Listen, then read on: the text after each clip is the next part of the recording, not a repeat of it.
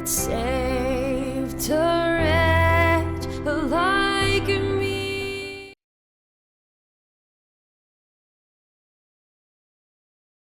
Amen. Liewe toehoorder, ons kyk 'n bietjie weer na die basis van die evangelie, die groot vryspraak, die groot verlossing wat vir die mens gekom het. Toe die mens absoluut in duisternis was, geen raad meer vir homself gehad het nie, geen heenkome meer gehad het nie. Toe kom hierdie groot God en bring vir die mens 'n absolute vryheid en 'n groot verlossing deur die kruis van Golgotha. So, dit is so goed as ons weer inkyk en net sien wat hierdie groot God vir ons kom doen het. Hy sê, byvoorbeeld in Korintiërs 5, hy sê, omdat een vir almal gesterf het, het almal gesterf. Jy sien, dis iets wat hy kom doen het. Hy het dit vir almal kom doen. Dis nie net vir 'n sekere groepie mense nie. En dan word die skrif baie radikaal as die skrifte dan verder gaan. Hy verduidelik vir jou die wonder daarvan. Luister net na Efesiërs 3 vers 6. Ek gaan vers 5 ook lees. Hy sê, wat in ander tye aan die mensekinders nie bekend gemaak is nie, soos dit nou aan sy heilige apostels en profete geopenbaar is deur die Gees, naamlik, luister nou, naamlik, dat die heidene mede-erfgenaam is en medelede van die liggaam en mededeelgenote aan sy belofte in Christus deur die evangelie. Deur die evangelie word selfs die heidene nou ingesluit. Daardie wonderlike realiteit wat vir u gekom het, alles in u vermoë probeer om reg te leef, om 'n goeie getuienis te hê. En elke keer gefaal, totdat u hierdie skrifgie hoor. Luister net weer na Efesiërs 1 vers 13. Hy sê, in wie julle ook, nadat julle die woord van die waarheid, dat jy ingesluit is aan die kruis, want toe jy goddeloos was, het God jou omhels en jou aan die kruis geplaas. Luister net daarna. En wie julle ook, nadat julle die woord van die waarheid, die evangelie van julle redding gehoor het, en wie julle nadat julle ook geglo het, verseël is met die Heilige Gees van belofte. Jy hoor net hoe jy gered was aan die kruis van Golgotha. Jy hoor net hoe God jou bekleed met sy bekleding aan die kruis van Golgotha. Jy sien dat dit is die antwoord. En die oomblik wat jy dit aanvaar, word jy verseël met die Heilige Gees van belofte. Baie keer staan mense stil by die uitstorting van die Heilige Gees en toe die mense nog nie eers geweet het dat daar 'n Heilige Gees is. Staan stil by daardie verskillende realiteite. Maar kyk 'n bietjie na die volheid van dit wat God kom doen het. 1 Korintiërs 3 vers 16. Dan sê hy, weet julle nie dat julle liggame nou 'n tempel van God is en dat God se Gees in julle woon nie en God se Gees is heilig en dit is julle. God het jou bekleed met sy heiligheid, met sy geregtigheid, met sy verlossing. Dit is so belangrik dat ons begin sien dat daar is geen skeiding tussen mense nie. Daar is nie geredde mense en ongeredde mense. Almal is ingesluit aan die kruis van Golgotha deur die geloof, deur dit wat God jou skenk. Hy sê niemand kan na God toe kom as God hom nie trek nie. As God jou nie die geloof gee om te verstaan wat met jou gebeur het aan die kruis nie, het jy geen hoop om ooit by 'n redding uit te kom nie. Alleen deur die geloof kan jy dit sien wat aan die kruis gekom het en dit aanvaar en daardie heerlikheid word 'n heerlikheid in jou gees, en jou gees word verseël met die Heilige Gees van belofte. So belangrik dat jy hierdie realiteite sien, en absoluut weet, dat dit is die groot realiteite wat in Jesus gekom het. Luister net 'n bietjie na Hebreërs 9 vers 9. Hy sê dit was in beeld met die oog op die teenwoordige tyd, waarin daar gawes en offerandes gebring word, wat die diens verrig, na die gewete nie volkome kan maak nie. Jy kan probeer wat jy wil. Jy kan leef so heilig as wat jy wil. Al gee jy jou alles, dan het jy geen reg op enige iets nie. Omdat dit bestaan het in spys en drank en verskillende wassinge en vleeslike verordeninge wat opgelei het, tot die tyd van herstelling.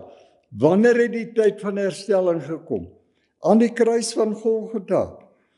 Toe hierdie groot God gekom het en al daardie ou rituele waar jy met jou eie pogings gekom het, selfs met die bloed van bokke en beeste, om as 'n slag en te offer, en jou jammer hart voor hom uit te stort. Selfs dit het geen waarde nie. Luister net na die 12de vers van Hebreërs 9. Hy sê ook nie met die bloed van bokke en kalwers nie, maar met sy eie bloed het hy eenmaal ingegaan in die heiligdom en 'n ewige verlossing teweeggebring. Dit is net Jesus Christus wat vir ons 'n ewige verlossing teweeggebring het. Sonder enige van jou bydrae het hy vir jou 'n ewige verlossing teweeggebring. Jou deel is om te hoor wat die skrifte sê, dit te glo, sonder geloof onmoontlik. Maar as jy glo dit wat God vir jou sê wat aan die kruis gebeur het, dan ontvang jy sy heerlikheid, jy ontvang sy werklikheid, sy werksverrigting, sy bediening aan die mens, ontvang jy. Luister net na die 14de vers. Hy sê, hoeveel te meer sal die bloed van Christus, wat homself deur die ewige Gees van God, sonder smet geoffer het, julle gewete reinig van dooie werke, om die lewendige God te dien. God wil nie net hê jy moet jou verlossing sien nie. Hy moet nie net sien dat jy verlos is van sonde, dat sonde in die diepte van die see gewerp is, en God beloof het, hy sal daar nooit weer aan dink nie. Nuwe Testament, ons kan nou daarna kyk. Maar jy ontvang dit wat hierdie lewendige God vir jou geskenk het. Jy begin floreer in sy werksverrigting, net deur die geloof. Efesiërs 2 nou, nie deur jou werke sal jy gered word nie, maar alleen deur die geloof is jy gered. Jy kan glo dat jou redding 'n volmaaktheid is aan die kruis van Golgotha. Groter volmaaktheid as wat aan die kruis gekom het, sal jy nooit kan bekom nie. Daar bestaan nie so iets nie, want dit is net in sy heerlikheid wat hierdie groot dinge gebeur het. Luister net 'n bietjie na die nuwe verbond, die verbond van die Nuwe Testament. Nie die Ou Testament. Daai verbond is vervloë daar en het verbygegaan omdat dit hopeloos was. Die skrifte sê dit was hopeloos en het 'n nuwe verbond gekom. Luister net na Hebreërs 8. Ek lees hier so van vers 10 af. Hy sê, want dit is die verbond wat ek na die dae sal sluit met die huis van Israel. En ons weet dat elke gelowige is nou deel van Israel. Spreek die Here, ek sal my wette in hulle verstand gee en dit op hulle harte skryf. En ek sal vir hulle 'n God wees en hulle sal vir my 'n volk wees. En hulle sal nie meer elkeen vir sy naaste en elkeen vir sy broer leer en sê, ken die Here nie. Want almal sal my ken, klein en groot. Want ek sal barmhartig wees oor hulle ongeregtigheid. Dit is die bediening van die vryspraak. Dit is die bediening van die Nuwe Testament. God het dit reeds in die Ou Testament beloof. Die dae sal kom dat my kennis die aarde sal oorvloei, soos die waters van die see die aarde oorvloei. In Christus het dit presies so gebeur, dat die grootheid van sy redding het oor die hele aarde begin spoel, vir elke mens gesê dat hy is ingesluit in hierdie heerlikheid. Net deur geloof. As jy glo, sal jy aanvaar. As jy dit nie glo nie, is jy op jou eie en verlore vir tyd en ewigheid. 12de vers. Want ek sal barmhartig wees oor hulle ongeregtigheid en aan hulle sondes en hulle oortredinge sal ek nooit meer dink nie. Dit is die nuwe verbond in die Bybel. En jy beter daarna kyk en dit begin verstaan en glo. Vers 13 sê, as hy sê 'n nuwe verbond, het hy die eerste oud gemaak. En wat oud word en verouder, is naby die verdwyning. Dit is besig om te verdwyn soos mis voor die son. Die ou bediening van sondeveroordeling en die veroordeling van mense om vir hulle te sê dat hulle verlore is, dat hulle hel toe gaan. God gee aan Petrus 'n groot realiteit. En 3 keer laat hy 'n laken neerdal in 'n visie van die hemel met alle onrein diere. En hy sê vir Petrus, slag en eet. Maar wat hy eintlik vir Petrus wys, is dat dit is die mense op aarde. En dit is wat hy gaan doen. Hy sê, wat ek gereinig het, mag jy nie onheilig ag nie. Kan jy dink, wat se groot sonde doen jy, as jy van 'n platform afstaan, en vir mense sê, hulle sondig en hulle gaan hel toe. Mense gaan net verlore, omdat hulle nie glo in die blye boodskap, wat vir elke mens gekom het. Hierdie groot God het die reinigingswerk voltooi aan die kruis van Golgotha. Vir elke mens.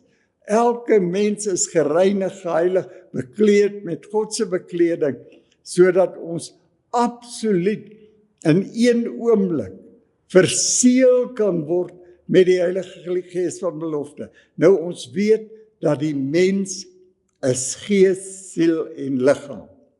En die oomblik wat jy in jou gees aanvaar wat God vir jou aan die kruis gedoen het, word jou gees verseël met die belofte van die Heilige Gees. En daardie verseëling is iets wat God self doen. Hy noem dit ook 'n besnydenis. Dis iets wat hy self doen. En sodat sonde nooit weer in jou gees kan indring nie. Die skrif wat jy miskien nog nooit aangehaal gehoor het in die skrifte nie, die word vir jou 'n groot werklikheid. Dis so snaaks dat mense aanhoudend 1 Johannes 1 vers 9 aanhaal. Maar hulle lees nie verder nie. Lees nie die briewe van Johannes verder, want Johannes was 'n opgeleide persoon deur Moses. Het nog nie die heerlikheid gesien en aanvaar nie. Hy het maar gehoor wat Paulus sê.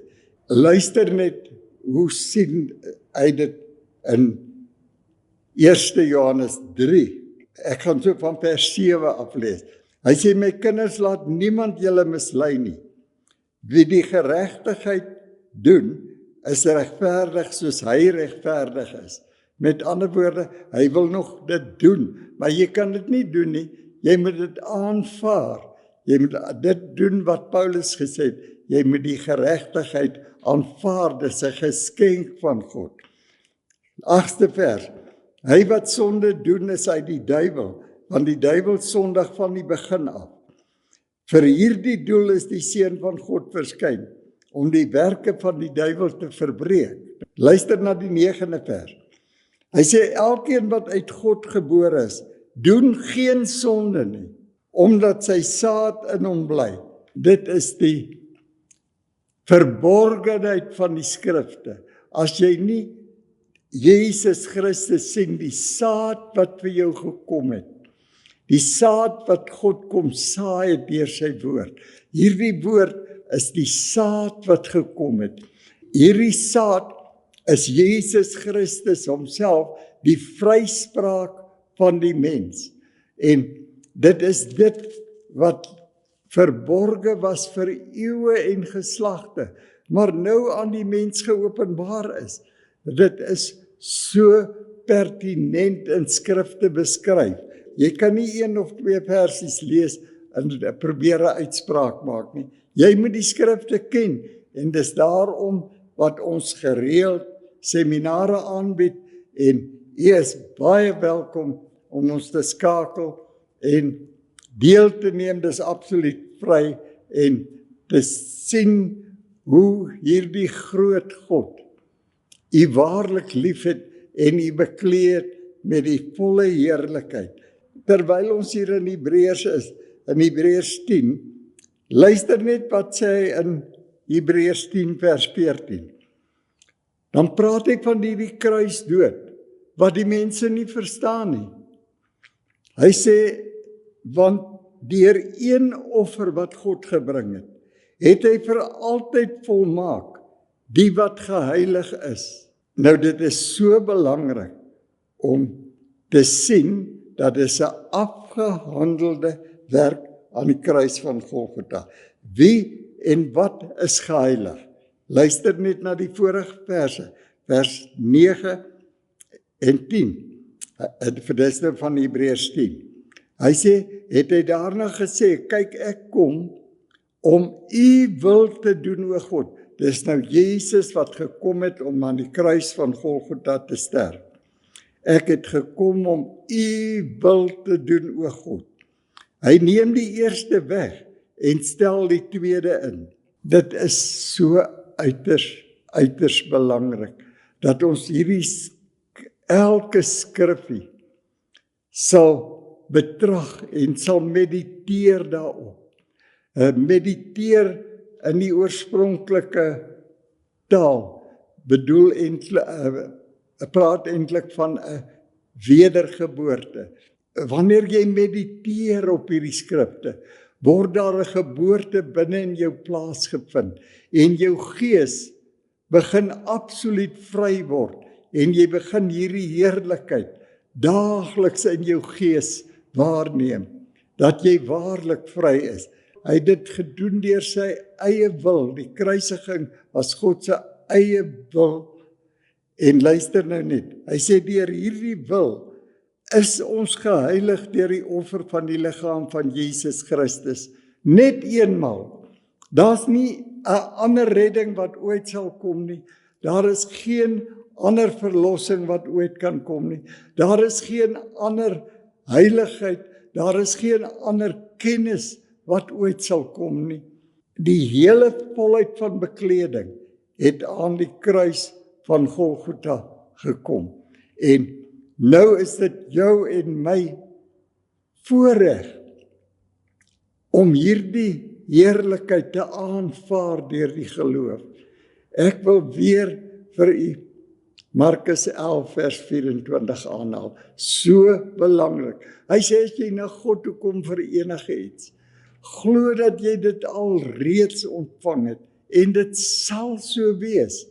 As God nou vir jou nog verder gaan en God sê, man kyk, ek het dit vir jou geskenk, dis 'n geskenk, en jy aanvaar dit, dan word dit vir jou 'n werklikheid, en daardie werklikheid begin uit jou binneste uit manifesteer. Nie meer deur jou werke, nie meer deur jou probeerslae, nie meer deur jou eie pogings nie, maar absoluut jy vind hier uit jou binneste uit kom 'n nuwe lewe voort. Hier uit jou binneste uit kom 'n loflied voort om hierdie groot God te wil loof en prys gedurig, want dit is alleen in hom en deur hom en vir hom wat alles gebeur het, wat hierdie heerlikheid gekom het, en ek en u word absoluut die resultaat van sy werksverrigting, van sy smarte. Ek het reeds die skrifgie aangehaal en ek haal dit baie aan. 1 Timoteus 3 vers 16. Onteenseglik die verborgenheid van die godsaligheid is groot. God was gebore in die vlees. Hierdie groot God van die hemel het self vlees geword en homself kom openbaar maak, sy wonderlike liefde aan die mens kom bewys en verder gegaan, daardie liefde bewys tot die dood van die kruis, nie een oomblik teruggedeins nie, toegelaat dat hulle wie hom veroordeel, hulle wie hom bespot, hulle wie hom geslaan en in sy gesig gespieg het, hulle almal vrygespreek aan die kruis, laaste gebed wat hy bid, Vader vergeef hulle, want hulle weet nie wat hulle doen nie. Kan nie dink, dieselfde wat met Kain gebeur het, toe hy vir Abel doodgeslaan het. Van die begin af was God dieselfde. Kom by Kain, sê vir hom, waarom het jou gesig geval? Jy moet mos nou weet, as jy goed doen, sal dit nie met jou gebeur nie, want die vyand lê en loer en wil jou vernietig, en hierdie groot God gee sy liefde en sy bewys aan elke mens dat hy vrygespreek is. Ek en u verseël met die Heilige Gees van belofte, ek en u absoluut in 'n vryspraak wat God ons mee verseël het en wat ons op kan roem elke dag, want ons roem net in God en in sy groot goedheid en liefde. Laat hierdie woord toe om in die hart groot wonderwerke te doen, want u is vrygespreek, u het die volmaaktheid ontvang. Prys sy groot naam. Amen.